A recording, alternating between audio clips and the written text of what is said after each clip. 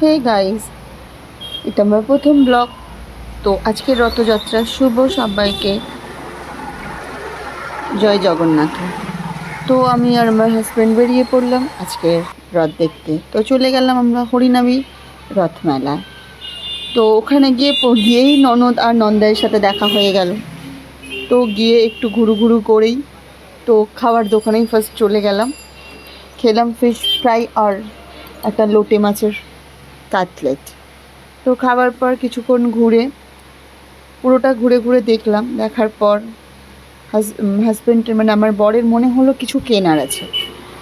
তো ন্যাচারালি যেরকম হয় পুরোটাই ঘুরতে ঘুরতে এই যে আমার ননদ মাঝখানে নন্দাই এসে এই মাছের কাঁটাটা নিয়ে খুব ইয়ার্কি মারছিল যে আমাকে একটা চেন বানিয়ে দেওয়া। বললাম না, তোর বউয়ের একটা চেন বানিয়ে দেওয়া হোক। নন্দাইয়ের সাথে খুবই ইয়ার্কি মারি, তুই তাই বলতে পারো দাদা বোন বা শালি জামাইবু যেরকম হয় ওরকমভাবেই ইয়ার্কি মারি। তো ন্যাচারালি আমি কিছু খাইনি, জাস্ট একটা সে তুমি দেখতেই পাবে কি খেয়েছিলাম লাস্ট ফিনিশিংয়ে। তো ওরা চলে গেল, আমরাও দুজনে ভেতরে আরও মেলার ভেতরে প্রবেশ করলাম। তো বেশ সুন্দরই লাগছিল, সবাই ঘুরে ঘুরে দেখছিলাম। তো দেখার পর দেখছি কত রকমের দোলনা। তারপরে এই যে এটা কী জিনিস নামটা ঠিক জানি না, বাট খুব ঘুরছিল, দেখেই আমার ভয় লাগছিলো। তো হাজব্যান্ড জিজ্ঞেস করলো, তুমি কি উঠবে? বললাম না, উঠবো না। তো এখানে একটা নৌকা চলছিল, বিশাল জোরে চলছিল, এটাও আমি উঠলাম কেন, আমার মাথা ঘোরে। তো যাই হোক চলে গেলাম নেক্সট আর রাইডগুলো দেখার জন্য। এখানে বাচ্চাদের কি সুন্দর গাড়ি করা, এখানে জাম্পিং করছিল বাচ্চাগুলো, বেশ ভালোই লাগছিল। বেশ অনেক লোকের ভিড়, প্রচুর খাবার দাবার, প্রচুর দোকান। এখানে বাচ্চাদের একটা গেম শো হচ্ছিল, বাচ্চারা খেলছিল, ছোট ছোট বাচ্চারা, এই 5 বছর থেকে 10 বছরের বাচ্চারাই খেলছিল এখানে। এখানে ছোট ছোট বাচ্চাদের গেমের কত রকমের গেম লাগিয়ে রেখে দিয়েছিল। তো যাই হোক, এখানে কিছু হচ্ছিল যে পুতুল শোগুলো হয় না, পাপেট শো। তো এখানে পাপেট শো হচ্ছিল, ভালো লাগছিল বেশ দেখতে। সেরকম ভিড় ছিল না এখানটায়, বাদবাকি কাউন্টারগুলোতে বেশি ভিড় ছিল। এখানটায় পুরোটাই ধরতে গেলে খালিই ছিল। তো ন্যাচারালি এখান থেকেও আমরা বেরিয়ে কিছু জিনিস কেনার জন্য, এখানে একটা বড় কলকাতার বড় রেস্টুরেন্টের দোকান লাগিয়েছে, সব রকম আইটেম রাখা হয়েছে, পুরি, মোমো, বিরিয়ানি, চাউমিন, তারপরে হচ্ছে মোগলাই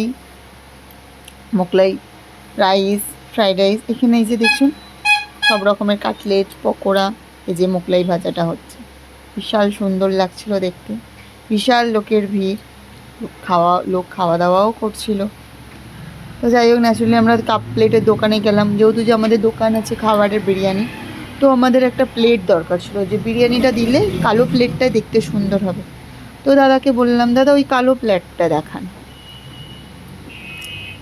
তো হাজব্যান্ডের ওই কালো প্লেটটাই পছন্দ হয়েছিল। তো ওই কালো প্লেটটা দেখালো, একটা কালো প্লেটের দাম 100 টাকা। তো দেখলাম ভালো, কিন্তু সেরকম ঠিকঠাক পছন্দ ঠিকঠাক হলো না। তো ন্যাচারালি আমরা কিছু নিইনি, চলে এসেছি। ফের একটা আমরা ওই চিকেন কাটার জন্য চাপড় দোকান খুঁজছিলাম। তো ঘুরতে ঘুরতে একটা চাপড় দোকান পেলাম।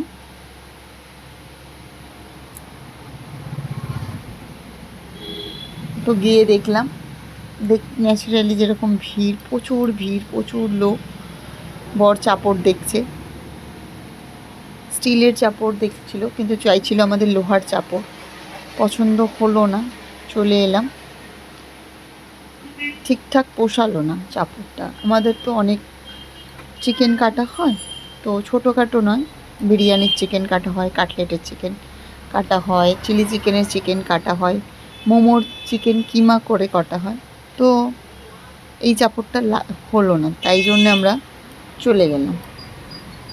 প্রচুর বিশাল দোকান, সব জিনিসে চোখ দাঁড়িয়ে যাচ্ছে, কিন্তু হাজব্যান্ড বারণ করছে নেওয়ার, না নিতে, যে বেকার এগুলো, কিছুদিন ইউজ করবে তারপরে আবার যেই কি সেই ফেলে রেখে দেবে তুমি। তারপরে গেলাম শাড়ির দোকান।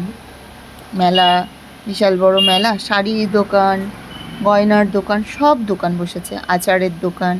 এই যে দেখছেন খুব ভালো আচার দোকান, বিশাল গন্ধ, আচার পাঁপড় বিক্রি হচ্ছে। এই যে ওপরে ঘোড়ার ছবিটা, এই যে ছবির দোকানটা, ঘোড়ার ছবিটা আমার খুব পছন্দ হয়েছিল। 7খানা ঘোড়া আছে। বললাম হাজব্যান্ডকে নিতে, নিল না, বললো অন্যবার।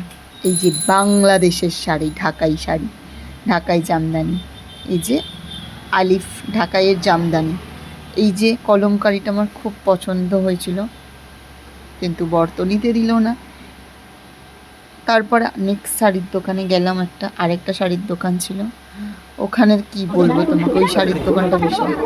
তারপরে যাই হোক ঘুরে টুরে একটা আইসক্রিম কিনলাম, যেটার নাম ছিল তোমার ব্ল্যাক ক্যাট। আইসক্রিমটার দাম ছিল